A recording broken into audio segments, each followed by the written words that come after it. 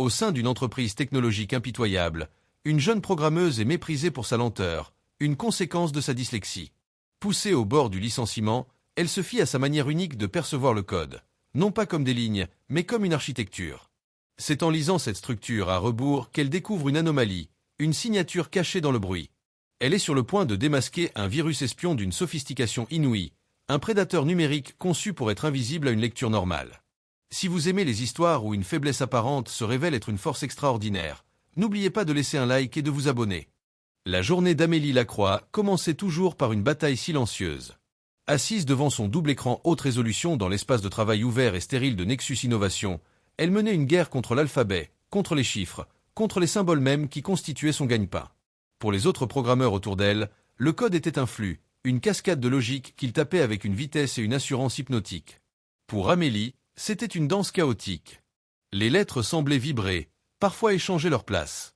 Les symboles de début et de fin de bloc semblaient se retourner comme des créatures espiègles.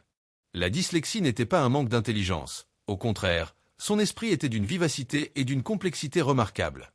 C'était un problème de traduction, un décalage entre le monde symbolique du langage écrit et le processeur de son cerveau. Pour lire une simple ligne de code, elle devait déployer un effort de concentration colossal, forçant les symboles à rester en place, les lisant et les relisant pour s'assurer qu'elle n'avait pas inversé un opérateur ou mal interprété une variable. Cette lenteur apparente était une source constante d'angoisse et de honte, un secret qu'elle essayait de cacher depuis son entrée dans le monde du travail. Mais il était difficile de cacher la lenteur dans un environnement comme celui de Nexus Innovation. Ici, tout était mesuré, quantifié, optimisé. La performance était une religion, et la métrique reine était le nombre de lignes de code produites par heure. Et à ce jeu-là, Amélie était toujours la dernière. Sa supérieure, Valérie Dubois, était l'archiprêtre de cette religion de la productivité. Une femme élégante, à la coupe au carré impeccable et au regard aussi tranchant que l'acier. Elle ne marchait pas, elle patrouillait, son regard balayant les écrans, jugeant, évaluant. Pour elle, la programmation n'était pas un art, mais un travail à la chaîne. Les programmeurs étaient des ouvriers, et le code était leur production. Ce matin-là, la pression était montée d'un cran. Lors de la réunion d'équipe hebdomadaire, Valérie avait projeté le tableau de bord des performances sur le grand écran. Le nom d'Amélie était tout en bas, en rouge, sa barre de productivité une minuscule tache comparée aux colonnes triomphantes de ses collègues. Amélie, avait lancé Valérie, sa voix douce mais chargée d'un venin glacial. Pourriez-vous nous expliquer pourquoi votre rythme de production est inférieur de 40% à la moyenne de l'équipe ce trimestre? Le projet Odyssée est notre priorité absolue. Nous n'avons pas le temps pour les touristes. Le silence dans la salle de réunion était pesant.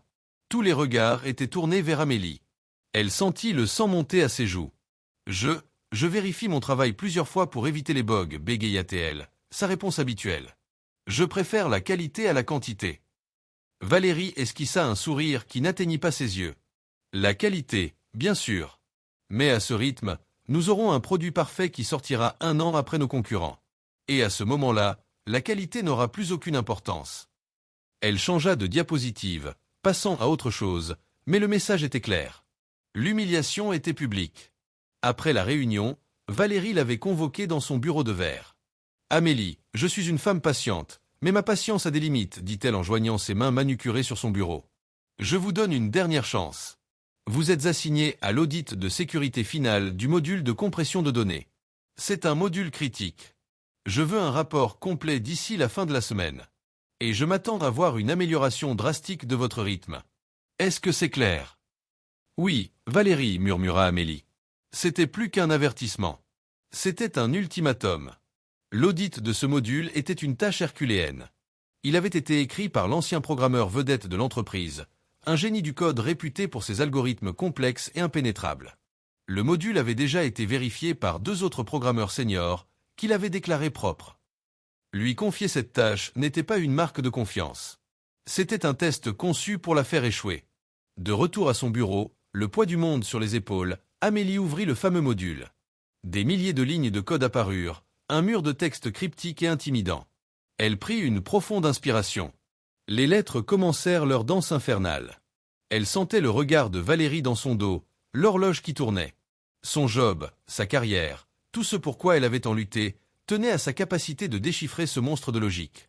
Et pour la première fois, elle se demanda si elle en était capable. Assise devant le mur de texte, Amélie sentit la panique monter. Essayer de lire ce code de manière linéaire, de haut en bas, était une torture. Chaque ligne était une énigme, chaque fonction un labyrinthe. Son cerveau dyslexique se rebellait, refusant de suivre le chemin prescrit par la syntaxe. Les boucles de répétition semblaient se défaire, les chemins de décision logique devenant un brouillard de possibilités contradictoires. Elle passa la première heure dans un état de frustration intense, relisant les mêmes 10 lignes encore et encore, sans en saisir le sens profond. Elle sentait le désespoir la gagner. Elle allait échouer. Valérie aurait sa tête. C'est alors, au plus profond de son angoisse, qu'elle décida d'abandonner. Non pas d'abandonner la tâche, mais d'abandonner la méthode. Elle ferma les yeux, prit plusieurs respirations profondes, et laissa son esprit faire ce qu'il faisait de mieux, cesser de lire et commencer à voir. Pour la plupart des gens, le code est un langage. Pour Amélie, c'était une architecture. Lorsqu'elle fermait les yeux, les lignes de texte se dissolvaient et se recomposaient en une structure tridimensionnelle, un paysage mental d'une complexité et d'une beauté incroyables. Les fonctions n'étaient plus des blocs de texte, mais des pièces, des salles dans un immense palais de logique. Les variables étaient des couloirs, transportant des informations d'une pièce à l'autre. Les classes et les objets étaient des ailes entières du palais, avec leurs propres règles architecturales.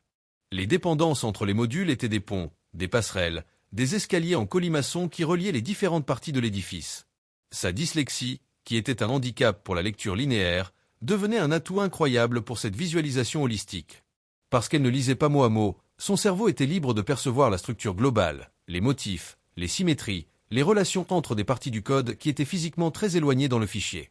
Elle pouvait dézoomer et voir le plan d'ensemble du palais, une capacité que ses collègues, concentrés sur les briques et le mortier de chaque ligne, n'avaient pas. Sa fameuse lecture à rebours n'était pas littérale. C'était une conséquence de cette perception architecturale. Au lieu de commencer par l'entrée du palais, le début du programme, et d'essayer de suivre un chemin linéaire jusqu'à une sortie spécifique, le résultat, elle faisait l'inverse.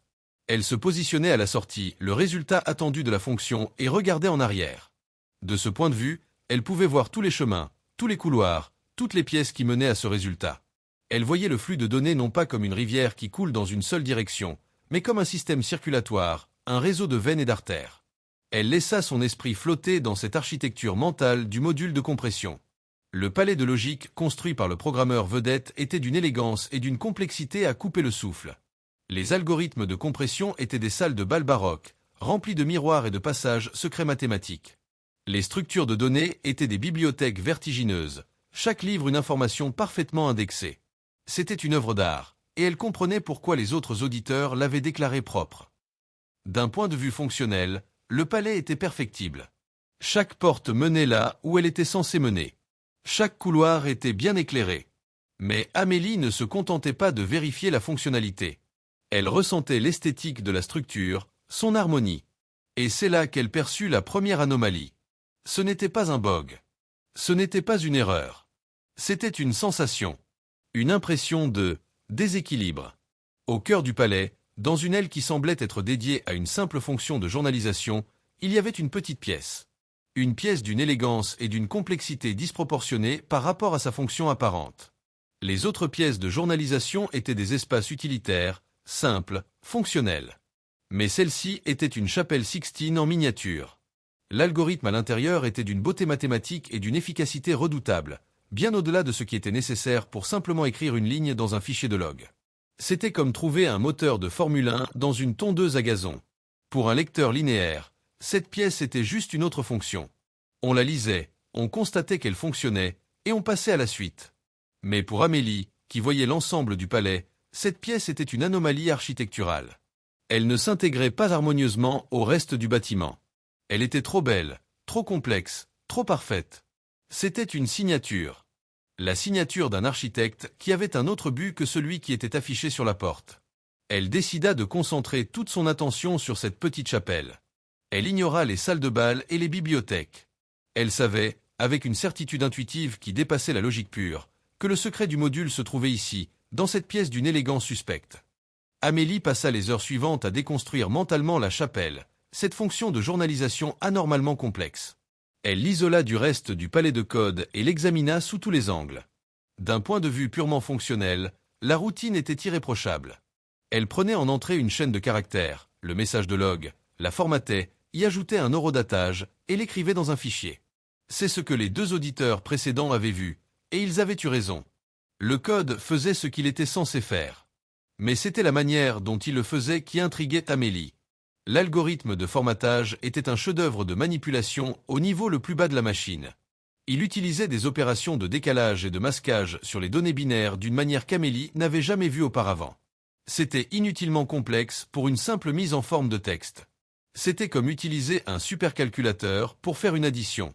Elle se souvint d'une conférence à laquelle elle avait assisté sur la stéganographie, l'art de cacher des messages dans d'autres messages.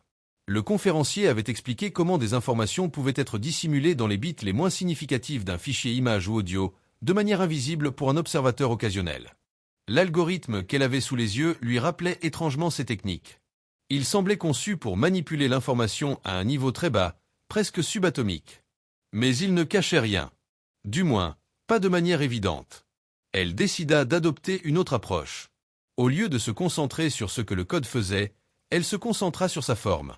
C'est là que sa sensibilité au motif, une caractéristique commune chez les dyslexiques, entra en jeu. Elle imprima les quelques 200 lignes de la fonction, un sacrilège dans cette entreprise sans papier, et étala les feuilles sur le sol à côté de son bureau, à l'abri des regards indiscrets.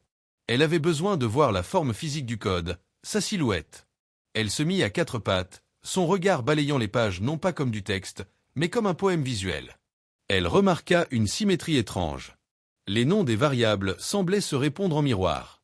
Les structures de contrôle avaient une cadence, un rythme inhabituel. C'était subtil, mais présent. C'était comme regarder une tapisserie et remarquer qu'un motif complexe se répétait à l'envers dans une autre section. Intriguée, elle commença à faire quelque chose qu'aucun programmeur normal ne ferait. Elle commença à lire le code à haute voix, mais en inversant l'ordre des opérations, en partant de la fin de la fonction et en remontant vers le début. Écrire dans le fichier. Ajouter l'horodatage. Transformer la chaîne de caractères. C'était un exercice mental difficile, comme rembobiner un film dans sa tête. Et au début, cela n'avait aucun sens. Mais alors qu'elle continuait, en se concentrant sur les manipulations binaires, une nouvelle logique commença à émerger. Les opérations de décalage vers la gauche, lues à l'envers, devenaient des décalages vers la droite. Une opération de chiffrement, si on inversait ces étapes, devenait une opération de déchiffrement. C'était un palindrome logique. Un code conçu pour avoir un sens complètement différent, et caché, si on le lisait à rebours. Elle sentit un frisson parcourir son échine. C'était la découverte la plus terrifiante et la plus excitante de sa carrière. Le code avait un double fond, une signification cachée qui n'était accessible qu'à travers une lecture non linéaire. Les systèmes de diagnostic, les compilateurs, les débogueurs, tous lisaient le code de manière séquentielle, de haut en bas. Ils ne voyaient que la façade, la fonction de journalisation bénigne. Ils étaient physiquement incapables de voir la fonction cachée. C'était comme une phrase qui, lue à l'envers, révèle un message secret. C'était le principe ici, mais appliqué à la logique informatique. C'était l'œuvre d'un génie. Un génie malveillant. Elle ne savait pas encore ce que faisait cette fonction cachée, mais elle savait, avec une certitude absolue, qu'elle n'était pas censée être là. C'était une porte dérobée. Une intrusion. Une signature de l'intrus, cachée à la vue de tous, dans la pièce la plus élégante et la plus insoupçonnable du palais. La découverte de la dualité du code fut comme une décharge électrique pour Amélie. Elle passa le reste de la journée et une bonne partie de la nuit dans un état d'hyperconcentration, oubliant la faim, la fatigue et même la menace imminente de son licenciement. Elle était une archéologue qui venait de trouver une chambre secrète dans une pyramide que tout le monde croyait entièrement explorée. Maintenant, elle devait en déchiffrer les hiéroglyphes. Elle ne pouvait pas utiliser les outils de l'entreprise. Lancer un débogueur ou un analyseur de code sur cette fonction risquerait de laisser des traces, ou pire, de déclencher un mécanisme d'autodestruction si le virus était aussi sophistiqué qu'elle le pensait. Elle devait travailler à l'ancienne, avec du papier, un crayon, et son propre cerveau comme seul processeur. Elle se consacra à la traduction manuelle de la logique inversée. Ligne par ligne, elle transcrivit la fonction sur son cahier, mais en inversant l'ordre des opérations. L'instruction d'écriture dans le journal à la fin de la fonction devint sa première ligne d'analyse. La fonction de formatage, qui utilisait ces opérations binaires si complexes, devint son principal sujet d'étude. Dans le sens normal, la fonction prenait une chaîne de caractères simples et la transformait en un format binaire complexe avant de l'écrire. C'était étrange, mais plausible, peut-être une forme de compression ou d'encodage pour les journaux. Mais à l'envers, la logique se transformait. Les opérations de décalage de bits vers la gauche, lorsqu'elle était inversée, devenaient des décalages vers la droite. Les manipulations logiques qui chiffraient, si on inversait leurs étapes, déchiffraient. C'était la beauté diabolique de l'algorithme. Il utilisait des opérations qui étaient leurs propres inverses. Lentement, péniblement, elle déchiffra le code inversé. Ce n'était plus une fonction de formatage. C'était une fonction d'écoute et d'assemblage. Elle comprit que la fonction était conçue pour scanner discrètement de petits paquets de données qui transitaient par la mémoire du système. Elle ne cherchait pas des fichiers spécifiques, ce qui aurait été trop facile à détecter. Elle cherchait des fragments, des morceaux de données qui correspondaient à un certain modèle, des numéros de carte de crédit, des mots de passe, des fragments de plans de recherche et développement. Une fois qu'un fragment était identifié, la fonction normale de journalisation était appelée. Mais le message enregistré sur le disque n'était pas anodin. Il était stéganographié. En utilisant les opérations binaires complexes, la fonction cachait le fragment de données volées dans les bits les moins significatifs de l'horodatage et du message de journalisation apparemment normal. C'était invisible à l'œil nu. Un administrateur système qui lirait les journaux ne verrait que des messages normaux. Mais un autre programme, connaissant la clé, pouvait lire ces journaux, extraire les bits cachés et réassembler les données volées. C'était un vol de données au goutte à goutte, lent, patient et absolument indétectable par les systèmes de sécurité traditionnels. La dernière partie du puzzle était l'instruction finale, celle qui écrivait dans le fichier. En la lisant à l'envers et en inversant les opérations logiques, elle découvrit sa deuxième fonction. Une fois par semaine, à une heure précise, cette instruction apparemment simple se transformait. Elle lisait tous les journaux stéganographiés, assemblait les données volées en un paquet chiffré et l'envoyait à une adresse de protocole Internet externe, cachée sous la forme d'une constante hexadécimale qui ressemblait à une simple valeur de configuration. Le virus était une merveille d'ingénierie malveillante. Il était à la fois le voleur, le receleur et le transporteur, et tout cela sous le déguisement d'une humble fonction de journalisation. C'était l'œuvre d'un artiste, et Amélie, malgré son horreur, ne pouvait s'empêcher d'admirer la beauté perverse de la conception. Elle avait trouvé le virus. Elle l'avait compris. Elle l'avait baptisé Janus, en l'honneur du dieu romain à deux visages, celui qui regarde à la fois vers l'avant et vers l'arrière. Elle tenait dans ses mains la preuve d'un acte d'espionnage industriel majeur qui se déroulait sous le nez de Nexus Innovation depuis des mois, voire des années. Et personne d'autre au monde ne le savait. La question était maintenant, qu'allait-elle faire de ce secret ? La découverte du virus Janus plongea Amélie dans un état de solitude et de paranoïa intense. Elle était assise sur une bombe à retardement, et elle était la seule à entendre le tic-tac. Le bureau, qui était auparavant un lieu d'anxiété, devint un territoire ennemi. Chaque conversation, chaque rire, chaque cliquetis de clavier semblait suspect. Qui était au courant ? Qui était le traître ? Le code avait été écrit par l'ancien programmeur vedette, un homme nommé Ivan Petrov, qui avait quitté l'entreprise 6 mois plus tôt pour, disait-on, monter sa propre start-up. Était-il le seul coupable ? Ou avait-il eu des complices à l'intérieur ? Elle ne pouvait faire confiance à personne. Sa première pensée fut d'aller voir Valérie Dubois et de lui jeter son cahier sur le bureau. L'idée de voir le visage de sa supérieure se décomposer en comprenant l'ampleur de la catastrophe et de sa propre erreur de jugement était tentante.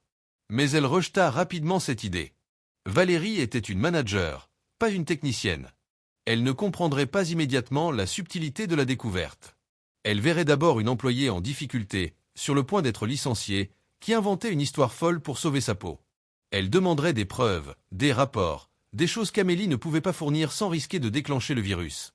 Pire encore, dans un accès de zèle managérial, Valérie pourrait prendre une décision stupide, comme ordonner une analyse immédiate du système, ce qui pourrait être exactement le genre d'action que le virus était programmé pour détecter.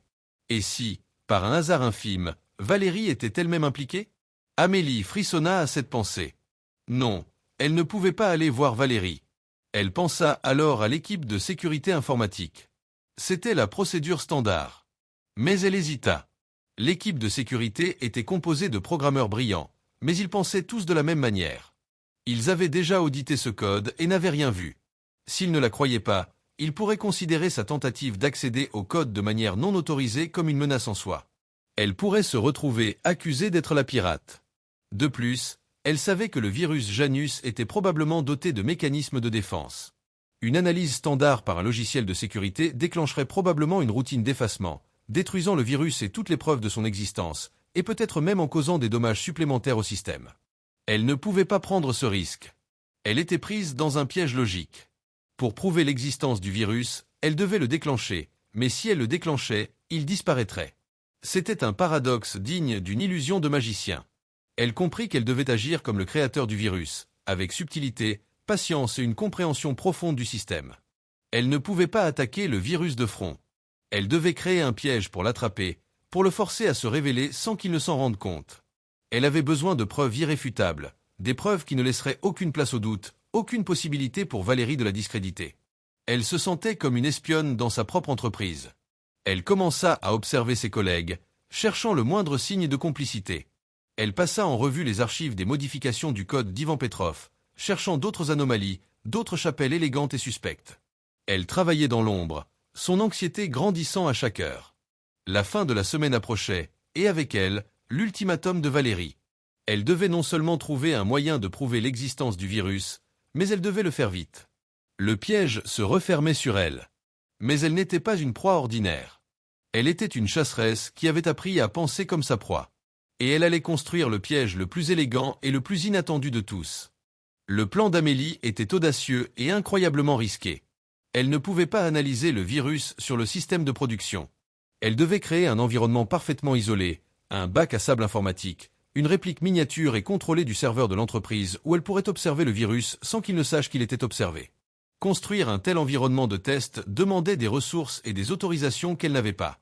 Elle dut utiliser la ruse. Elle passa une journée à monter un dossier de demande pour un serveur de test de performance pour des algorithmes de compression alternatifs, un jargon technique suffisamment plausible pour ne pas éveiller les soupçons. Elle le soumit au service informatique, et à sa grande surprise, sa demande fut approuvée sans question. Personne ne prêtait attention aux requêtes de la programmeuse lente. Son statut de quasi-paria était devenu son meilleur camouflage. Elle passa les 2 nuits suivantes à travailler, bien après que les autres employés soient partis, dans le silence froid de l'espace de travail ouvert et désert, seulement éclairé par la lueur de son écran et les diodes clignotantes des serveurs. Elle configura son environnement de test avec une méticulosité paranoïaque. Elle copia le système d'exploitation, les librairies, les dépendances et bien sûr, le module de code contenant le virus Janus. Elle coupa tout accès réseau externe, créant une île numérique complètement isolée du reste du monde. Maintenant, elle devait créer un outil pour observer le virus. Un simple débogueur ne suffirait pas. Elle devait créer un miroir logique, un programme de diagnostic capable de lire le code de Janus de la manière dont elle l'avait lu elle-même, à rebours. Elle passa des heures à écrire son propre script, un programme élégant et complexe qui faisait exactement cela. Il ne s'agissait pas d'exécuter le code, mais de l'analyser, d'en décortiquer la structure et d'en inverser les opérations logiques. C'était un travail d'une complexité extrême, mais c'était un défi à la hauteur de son esprit. C'était comme construire une machine pour lire les pensées d'un autre programme. Pendant qu'elle travaillait, elle sentait la pression monter. Chaque bruit dans le couloir la faisait sursauter. La silhouette du veilleur de nuit passant derrière la porte vitrée de son service lui glaçait le sang. Elle vivait sur les nerfs, dormant à peine, alimentée par la caféine et l'adrénaline. Elle devait simuler l'activité normale du système pour que le virus ne se doute de rien. Elle écrivit d'autres scripts qui généraient de fausses données, de faux trafics réseau, des faux messages de journalisation, créant un écosystème crédible dans son bac à sable. Elle était devenue une démiurge, créant un monde miniature pour piéger une créature numérique. Enfin, après 3 jours de travail acharné, tout était prêt. Son environnement de test était une réplique parfaite. Son script de diagnostic inversé, son miroir de Janus, était compilé et prêt à être lancé. Il ne lui restait plus qu'à attendre le moment propice, le moment où le virus était programmé pour agir. D'après ses calculs, la routine d'exfiltration des données devait se déclencher le vendredi, à 3 heures du matin, une heure choisie pour sa faible activité système. C'était sa seule chance d'attraper le voleur en flagrant délit. Elle prépara tout, lança ses scripts de simulation et attendit. Le compte à rebours avait commencé. La nuit du jeudi au vendredi fut la plus longue de la vie d'Amélie. Elle avait prétendu être malade pour pouvoir travailler de chez elle, mais en réalité, elle était connectée à distance à son bac à sable, observant, attendant. L'horloge sur son écran avançait avec une lenteur exaspérante. 2h50, 2h55. 2h59, son cœur battait si fort qu'elle l'entendait dans ses oreilles. À 3 heures précises, elle vit une activité anormale dans les journaux de sa machine virtuelle. Un processus s'était réveillé. C'était lui. Janus. Elle retint son souffle. Elle regarda le virus commencer son travail. Il scanna les fichiers de journalisation, extrayant les données cachées. Il assembla le paquet chiffré. Puis, il tenta d'établir une connexion sortante vers l'adresse de protocole Internet externe. Mais dans le bac à sable, la connexion échoua, bien sûr, car il n'y avait pas de sortie. Le virus, ne détectant rien d'anormal, se rendormit. C'était le moment. Avant que le système d'exploitation ne nettoie les traces de l'opération, elle lança son script, le miroir de Janus. Elle le pointa sur le paquet de données que le virus venait de créer. Son script commença à travailler, appliquant la logique de déchiffrement inversé qu'elle avait découverte. Les lignes de code défilèrent sur son écran. Et puis, le résultat apparut. En clair, des centaines de lignes de données sensibles, des numéros de carte de crédit de clients, des mots de passe d'administrateurs, des extraits de code source de projets secrets. Et, tout en bas, l'adresse de destination, qui pointait vers un serveur situé dans un pays connu pour son laxisme en matière de cybercriminalité. C'était la preuve. La preuve irréfutable. La preuve silencieuse. Elle fit des captures d'écran, enregistra les journaux, copia le paquet de données déchiffrées. Elle avait tout. Le lendemain matin, elle se rendit au travail, son ordinateur portable contenant les preuves précieusement gardées dans son sac. Elle se sentait étrangement calme. Elle ignora Valérie, qui lui lança un regard noir en lui rappelant que son rapport était attendu pour midi. Elle se dirigea directement vers le bureau de la directrice de la technologie, Hélène Marchand, une femme plus âgée, respectée pour sa brillance technique. Elle demanda à la voir, invoquant une faille de sécurité critique. On la fit entrer. Dans le bureau, se trouvaient Hélène Marchand et le chef de la sécurité, un homme nommé Kéradec. Valérie Dubois, prévenue de l'audace d'Amélie, entra en trombe quelques minutes plus tard, le visage rouge de colère. « Qu'est-ce que cela signifie, Amélie ?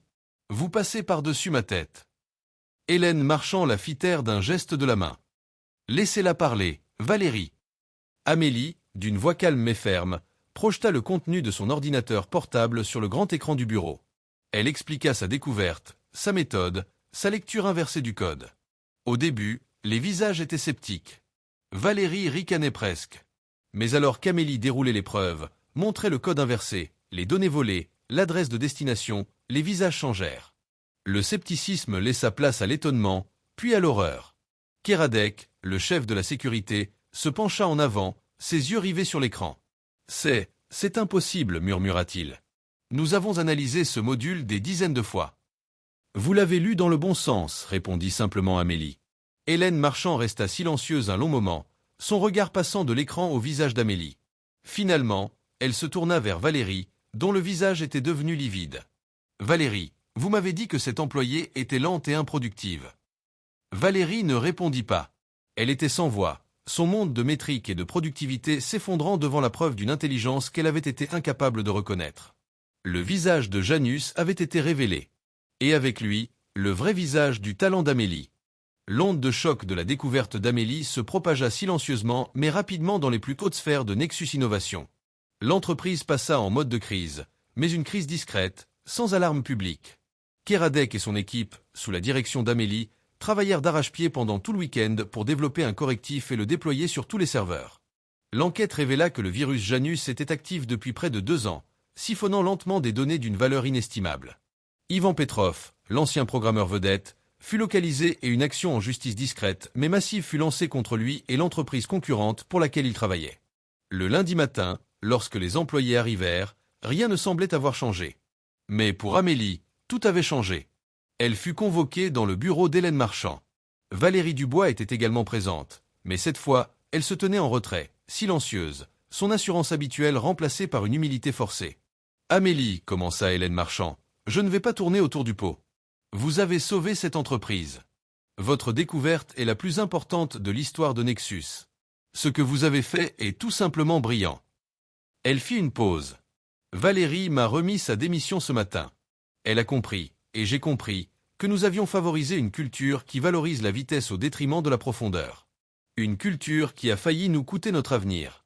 Et une culture qui a été incapable de reconnaître un talent exceptionnel comme le vôtre. » Amélie resta silencieuse, laissant les mots l'imprégner. « Nous voulons créer un nouveau département au sein de la R&D, continua Hélène. Une équipe d'analyse des menaces non conventionnelles. Une équipe qui ne sera pas jugée sur le nombre de lignes de code, mais sur la créativité, l'intuition, la capacité à voir les choses différemment. Nous voulons que vous dirigiez cette équipe. Vous aurez carte blanche, les ressources que vous voudrez, et vous ne répondrez qu'à moi. » C'était plus qu'une promotion. C'était une validation. Une reconnaissance que sa faiblesse était en fait sa plus grande force. Elle accepta. Dans les semaines qui suivirent, Sa vie se transforma. Elle quitta l'espace de travail ouvert et bruyant pour un grand bureau privé avec un mur entièrement blanc sur lequel elle pouvait écrire, dessiner, visualiser ses architectures de code. Elle recruta une petite équipe de penseurs non conventionnels, d'autres anomalies que le système avait négligées. Il y avait un mathématicien qui voyait des motifs dans le chaos, une ancienne artiste graphique qui pouvait visualiser des ensembles de données complexes, un jeune pirate informatique qui avait été arrêté pour avoir trouvé des failles de sécurité par curiosité. Ils étaient son équipe de talents atypiques. Elle ne fut plus jamais jugée sur sa vitesse. Au contraire, sa lenteur, sa méthode délibérée et profonde, devint légendaire. Les autres équipes venaient la consulter pour avoir son regard architectural sur leur projet. Elle avait changé la culture de l'entreprise de l'intérieur. Un après-midi, quelques mois plus tard, elle était assise dans son nouveau bureau, regardant un écran rempli de code. Les lettres et les symboles dansaient toujours. Mais elle ne les voyait plus comme un ennemi. Elle les voyait comme une galaxie d'étoiles, un flux de particules attendant d'être organisé en une structure. C'était un langage magnifique et complexe. Et elle avait enfin trouvé un endroit où les gens comprenaient qu'il y avait plus d'une façon de le lire. Elle n'était plus la programmeuse dyslexique. Elle était Amélie Lacroix, l'architecte du code, la femme qui avait appris à lire à rebours pour pouvoir aller de l'avant.